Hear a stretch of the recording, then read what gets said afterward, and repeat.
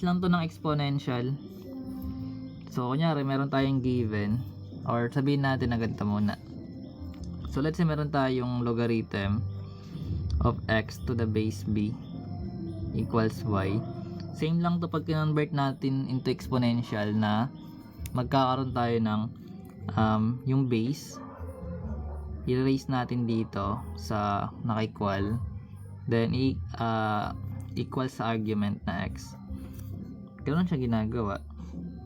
So para maintindihan lalo, let's say meron tayong number 1. So let's say meron tayong logarithm of 8 to the base 2. Parang sinasabi lang kasi dito guys, anong ilalagay mo sa exponent mo na base 2 para yung sagot is magiging 8. So if master mo yung mga pag-multiply ng mga same numbers like 2 times 2 times 2, 3 times 3 times 3, mga ganon siya ginagawa. So basically kasi yung 2 guys, pag nag-multiply ka ulit ng 2 magiging 4, pag nag-multiply ka ng 2 magiging 8, which means masasatisfy mo na itong argument na nandito. So which means ilang 2 yung nagamit mo. So nakagamit ka ng tatlong 2, so magiging 3 yung sagot. Ganun siya ginagawa. So number 2, let's say meron tayong logarithm of 100 to the base 10. So ano yung magiging sagot? Basically guys, meron tayong 10. Shhh! Sa yung itong nasa. So meron tayong base 10 guys. So ilang 10 ang i-multiply natin para makaabot tayo ng 100. So basically that is dalawa lang. So ito yung magiging sagot. So logarithm of 16 to the base 2. Ganun lang siya ginagawa. Mentally kaya na natin yan kasi alam na natin yung process.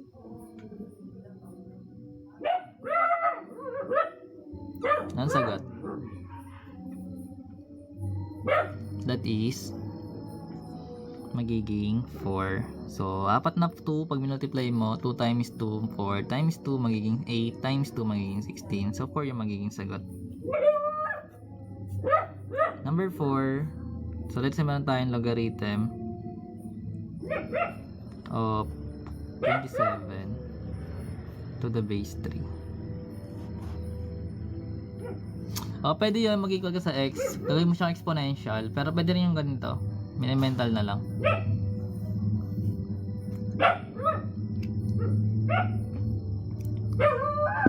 So that's correct.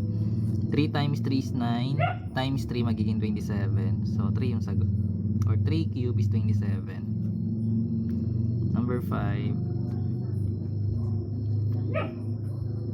so let's say meron tayong logarithm of 25 to the base 5. Tama yan guys. So mga fundamentals lang naman to. So that is 5 squared, or 2 yung exponent para maging 25. And last para dito, so logarithm of 64 to the base 4. Ito naman,